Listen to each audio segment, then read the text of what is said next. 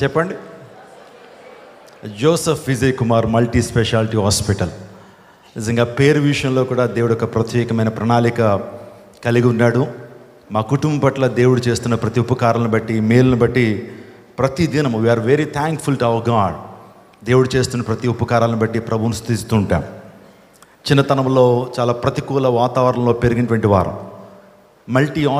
Multi speciality హాస్పిటల్లో treatment పొందాలన్నా మా స్తోమత సరిపోయేటువంటిది కాదు. చిన్న చిన్న హాస్పిటల్కి వెళ్ళేటువంటి మమ్మల్ని దేవుడి రోజు దీవించి అనేక మందికి సహాయం చేసేటువంటి వారుగా దేవుడు ఈరోజు చేసి ఉన్నాడు. అందును బట్టి దేవుని నామానికి మహిమ కలుగును గాక.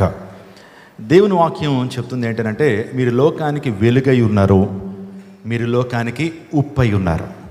క్రైస్తవులు అనేటువంటి వారు ఇన్ఫ్లుయెన్స్ చేసేటువంటి వారు, సమాజాన్ని ప్రభావితం చేసేటువంటి వారు. చాలామంది మిషనరీలు వారు వచ్చి చర్చిలు మాత్రమే కట్టలేదండి. చర్చిలతో పాటు ఎడ్యుకేషన్ ఇన్స్టిట్యూషన్స్, స్కూల్స్, వైద్యాలయాలు, ఆ తర్వాత ఇలాంటి రిహాబిటేషన్ సెంటర్స్ ఏర్పాటు చేసి అనేక మందిని ప్రభు దగ్గరికి నడిపించారు. ఈ రోజున చర్చిలు పెద్దవి అయిపోతున్నాయి కానీ హాస్పిటల్లో, క్రిస్టియన్ హాస్పిటల్ కనిపించట్లేదు. స్కూల్స్ అంతగా ఎవరు స్టార్ట్ చేయట్లేదు. చర్చిలు పెరుగుతున్నాయి. నేను అంటాను ఏంటంటే, కౌంటర్ కల్చర్ అనేటువంటి విషయాన్ని నేను చెప్తుంటాను చర్చ్కి. క్రైస్తవుడి రోజున లోకానికి ఉప్పై ఉండాలి, మన ద్వారా ప్రయోజనం సమాజానికి చేకూరాలి. అంత మాత్రమే కాదు, సమాజానికి మంచిని మనం పంచాలి. యేసుప్రభువు వారు లోకానికి ఉప్పై ఉన్నారంటే, ఉప్పు చేసేటువంటి కార్యాలు మనకు తెలుసు. అన్నీ వేసి చూడండి, అన్నేసి చూడండి అంటది ఉప్పు. ఉప్పు ఏం చేస్తుందంటే, ఇట్స్ ఏ గ్రేట్ ప్రిజర్వేటర్ అండి. ఉప్పు ఒక పదార్థాన్ని కుళ్ళిపోకుండా చేస్తుంది, ప్రిజర్వ్ చేస్తుంది. ఈరోజున ప్రతి క్రైస్తవుడు కూడా ఈరోజున సమాజాన్ని ఉద్ధరించేటువంటి వాడుగా, సమాజానికి మేలు చేసేటువంటి వాడుగా ఉండాలని దేవుని లేఖనం తెలుస్తుంది. మా తండ్రి గారు ఎప్పుడు కూడా ఈ రెండు విషయాలు చెప్తుంటారు. ప్రతి క్రైస్తవుడు కూడా లోకానికి ఉప్పై ఉండాలి.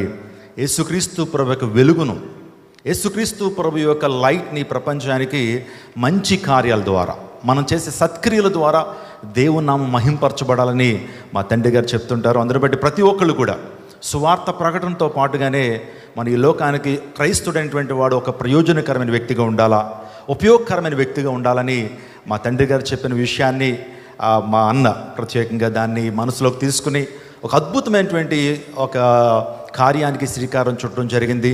ఈ జేవీకే హాస్పిటల్ అనేక మంది దీవెనకరంగా ఉండాలని మనసారా నేను కోరుకుంటున్నాను. దేవుని లేఖనం చాలా విషయాలు చెప్తా ఉంది ఆరోగ్యం గురించి. చాలామంది ఆరోగ్యమే మహాభాగ్యం అని కూడా మాట్లాడుతుంటారు. నిజమే.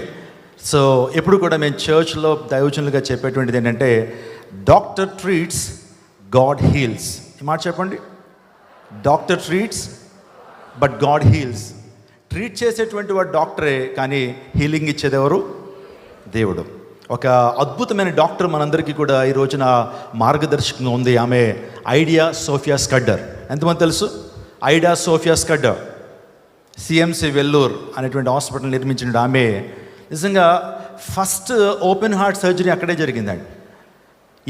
ఈ భారతదేశంలో ఫస్ట్ ఓపెన్ హార్ట్ సర్జరీ. ఆ తర్వాత ఈ యొక్క నీ ట్రాన్స్ప్లాంటేషన్ సర్జరీ కూడా అక్కడే జరిగింది. ఇన్నోవేషన్స్ అన్నీ కూడా ఒక క్రిస్టియన్ హాస్పిటల్ నుంచి వచ్చినాయి. అంటే వారి ఉద్దేశం అంటే మీరు లోకానికి వెలుగై ఉండాలి, లోకానికి ఉప్పై ఉండాలి, అనేక మందిని ప్రభావితం చేయాలనేటువంటి ఉద్దేశంతో వీ మస్ట్ బి ఇన్ఫ్లుయెన్సర్స్, లోకాన్ని మనం ఇన్ఫ్లుయెన్స్ చేసేటువంటి వారికి ఉండాలనేటువంటి నినాదంతో వచ్చిన మిషనరీలు భారతదేశానికి ఎంతో మేలు చేశారు. కాబట్టి ప్రత్యేకంగా ఈ హాస్పిటల్ నిర్మాణంలో కానివ్వండి ఎంతో ప్రయాస ఉంది. సో మా అన్న గురించి ఆ ఎగ్జాజరేషన్ కాదు, కానీ తను ఏదైనా అనుకున్నాడంటే ఖచ్చితంగా సాధిస్తాడు. చాలా డెడికేటివ్ మైండ్, చాలా కమిట్మెంట్, దేవుని కొరకు ఒక రోషం. ఆనాడు ఏలియాకు ఉన్నటువంటి రోషం, నేను ఏలియాతో కంపేర్ చేయట్లేదు, కానీ నిజంగా అటువంటి రోషం కలిగిన దైవజనుడు దేవుని కార్యాల పట్ల చిన్న వయసు నుంచి 19వ ఏట నుంచి కూడా అదే రోషం. ఇప్పటికీ కూడా సరిగ్గా నిద్రపోడు. సో దేవుని కొరకు కార్యాలు చేయాలి. మనకున్నటువంటి టైం చాలా కొద్దిది, మనకున్నటువంటి ఏజ్ చాలా చిన్నది. మనం ఎప్పుడు ఈ లోకాన్ని విడిచిపెడతామో మనకు తెలియదు. కాబట్టి దేవుని కోసం ఎప్పుడు కూడా ఒక మాట, ఇప్పుడు చెప్తున్నాడో లేదో నాకు తెలియదు, కానీ ఇదివరకు ఒక మాట చెప్పేవాడు ఎంగోలిటీ మనటువంటి టైంలో, we have to do something for Christ before we leave this world. ఈ లోకాన్ని విడిచిపెట్టే ముందు దేవుని కోసం శూర కార్యాలు చేయాలి. Praise the Lord, hallelujah. Counter culture అంటే కల్చర్ని ప్రభావితం చేసేటువంటి వాడు క్రైస్తవుడు. హాస్పిటల్ నిర్మించడంలో కూడా అనేక మందికి ఇక నుంచి ఈ హాస్పిటల్. ఒక క్రిస్టియన్ ఒక హాస్పిటల్ నడిపితే ఎలా ఉంటుందో జేవికే అలా ఉండబోతుంది. హల్లెలూయా. ఇప్పుడు హాస్పిటల్లో చాలా మనం చూస్తుంటాం, మాల్ ప్రాక్టీసెస్ చాలా జరుగుతుంటాయి. అనేకమైన డబ్బు తీసుకుని సరైన ట్రీట్మెంట్ అందించినటువంటి డాక్టర్స్ని, హాస్పిటల్స్ని, ప్రజల నుంచి డబ్బు గుంజేసేటువంటి డాక్టర్స్ని మనం చూస్తాం. కానీ ఈ హాస్పిటల్ ఒక నీతితో, ఒక నిబద్ధతతో, ఒక మౌలిక సూత్రాలను పాటిస్తూ ప్రపంచానికి రాబోతున్నటువంటి తరాలకి ఒక లెగసీగా ఈ హాస్పిటల్ ఉండబోతుందని చెప్పడానికి చాలా సంతోషిస్తున్నా. మీలో చాలామంది ఈ హాస్పిటల్ కొరకు, అదే రీతిగా ఈ యొక్క పరిచర్య కొరకు మీరు ప్రత్యేకంగా ప్రార్థన చేస్తూ ఉన్నారు. ఆ తర్వాత మా తండ్రి గారు నిజంగా పేరు గురించి మేము డిస్కస్ చేస్తూ ఉన్నప్పుడు మా అన్న నాకు ఒక 8 నేమ్స్ పంపించారు. పంపించిన తర్వాత దాంట్లో జేవికే అనేటువంటి హాస్పిటల్ పేరు కూడా ఉంది.